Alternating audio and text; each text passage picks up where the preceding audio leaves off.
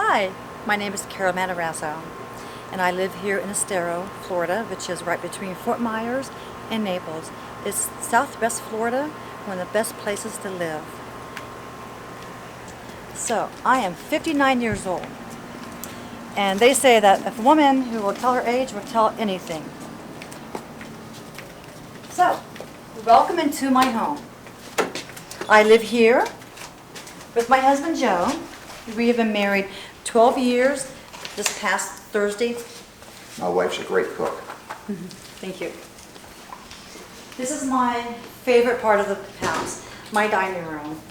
We have entertained many meals here, probably hundreds, with family and friends. I love cooking Thanksgiving, Christmas. I love July 4th, Memorial Day, Labor Day. And this is my passion. And I am a real estate agent for 30 years, and I love my job. I also love preparing for my open houses. I find that when I prepare food for my open houses, people will come and they stay. They love to fellowship and talk about the home, and they love to find out, and they're so intrigued with my different types of appetizers that I put together and I make. This is like a labor of love for me. So let me show you something else I like to do. I also love fishing.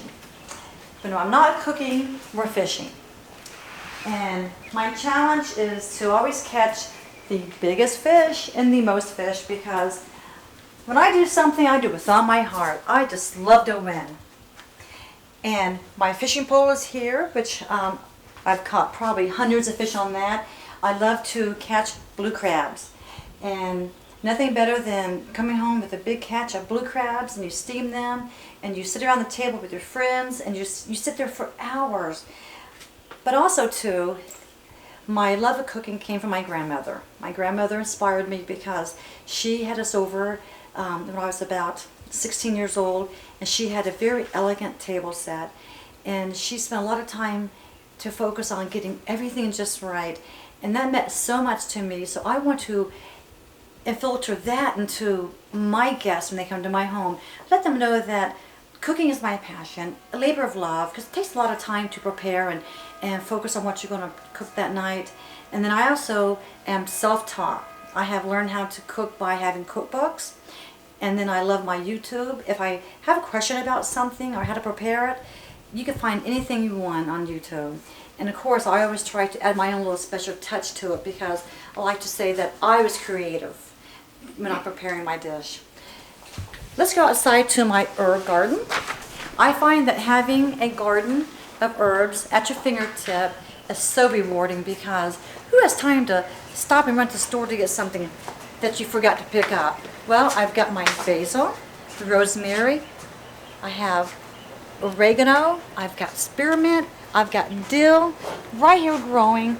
And here in Florida, everything just grows so beautiful. I love to win.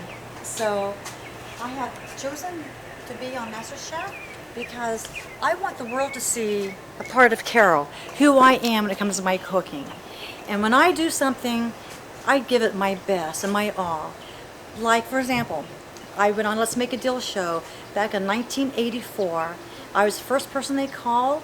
I got the answer right, and I won some prizes. And then a few years ago, I entered into the contest Live with Kelly and Ryan. And after about 2 weeks after my applications were sent in, I got a phone call. I got the answer right, and we spent 7 days and 6 nights in Miami. What a beautiful way to spend some vacation. Again, and Miami is gorgeous. So let's go into my kitchen. Let's see what I prepared.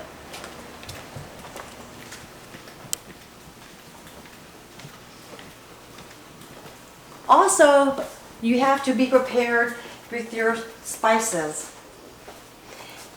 And I try to have everything that I need, because if you have your spices, you have everything right there with you. You don't have to worry about running off to the store.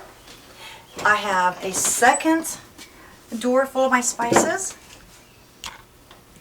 And also, too, I find it helps us being organized. I have to be organized when it comes to my cooking. I don't like to waste time.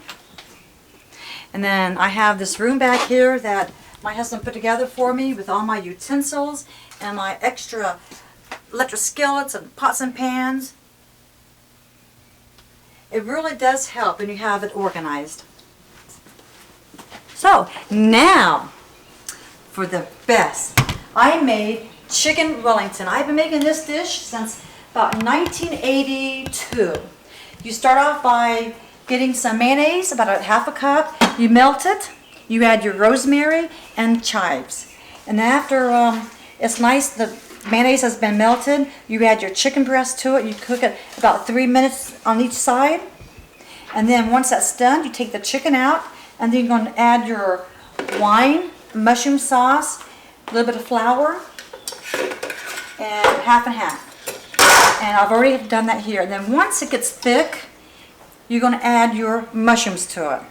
And all I did here is I had a pound of mushrooms, I sauteed in some butter, and I also had some mushroom stock that I bought to make the liquid.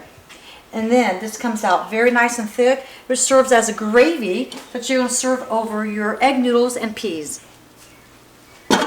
Very simple to make. All you have to do is you get your dough already made, which I made earlier, and then the chicken that's already cooked, you wrap the prosciutto around it, add it to the dough, you wrap this end with the dough.